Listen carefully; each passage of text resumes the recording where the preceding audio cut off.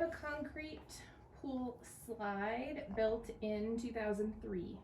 How can I make the gunite pool slide slippery again? What are my best options?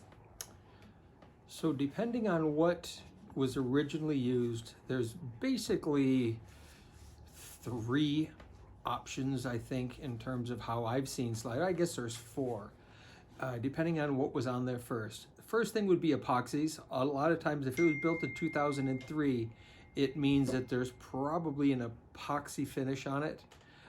If another epoxy could be matched to go over it, that would be the first solution. The second solution would be, it could be tiled. If you use really small they're called penny round tile, 1x1 tile, that would be a possibility. Third possibility would be find someone who does eco finish, which is a flamed on, flame coated process, which then you can wax.